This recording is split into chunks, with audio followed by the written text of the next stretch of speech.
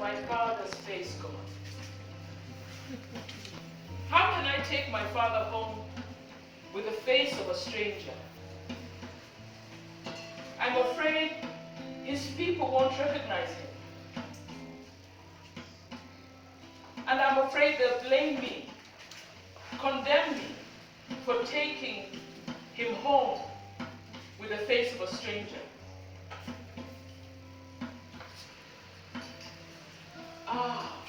But I hold his face on my face. When people remark how much I look like him, I am comforted that at least when his people look into my face, they will know he is not lost. I am taking my father home.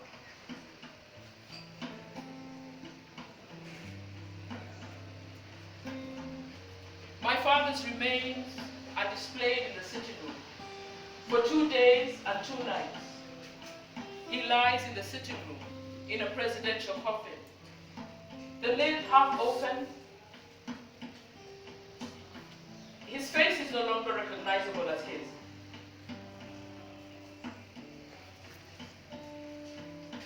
People mill around and at first speak in reverent tones until they become familiar, and then they just speak in normal voices.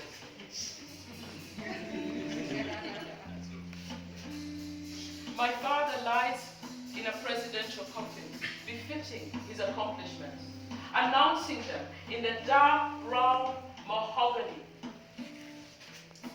the shiny brass handles, and the red plush velvet interior.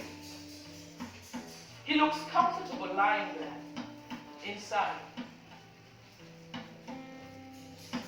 If my father were to awake, he would rebuke us for keeping that ramshackle body that he wore out with so much living on display. And he would laugh, and he would say, "Look at those photographs of me. How old was I? 34? 36? And indeed, he's standing there in a firm body, hands akimbo. He's refereeing a football match, and he himself looks like one of the footballers. He looks ready to jump onto the pitch and score a goal. I am taking my father home. But let's cut to a different scene. After all, even in a funeral, there is time to throw some shade.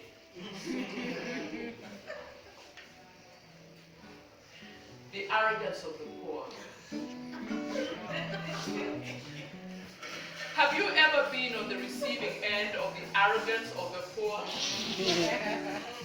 The arrogance of the poor, when it reveals itself, is a hardcore entitlement. There is no help coming from a poor relative who has come to a funeral. My cousin sister, who shall remain nameless for obvious reasons, sits on a bench in the sun. I ask her to help me wipe the muddy kitchen floor. She opens her eyes wide, looks me up, down, and utters not a word.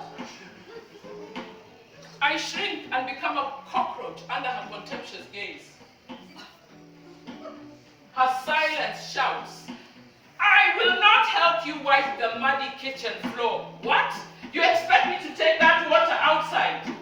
How? I will not peel those bananas. Never.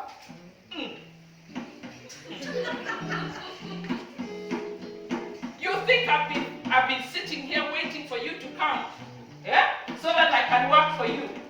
Hey, you people from Nairobi are too soft. I am perplexed. Before this outburst, I was her dearest friend. every time I paid school fees for her children, she thanked me. When I sent her my old clothes, she sent me a gratitude so effusive, I could feel it 500 kilometers away in Nairobi. Hey, you have done this thing for me. What? I will do anything for you. I can do anything for you. I am ready to die for you. Just ask. Just ask. And so I asked. Only to find her promises forgotten. She is on a mission. She has come to eat.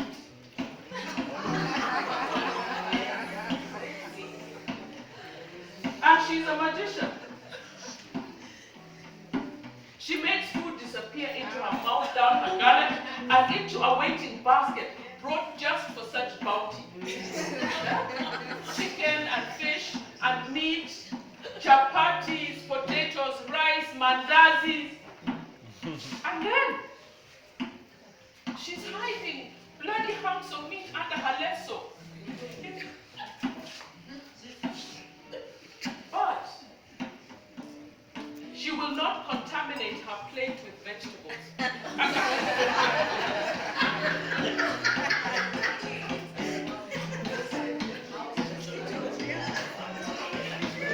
She is on a mission, and she has come to gloat.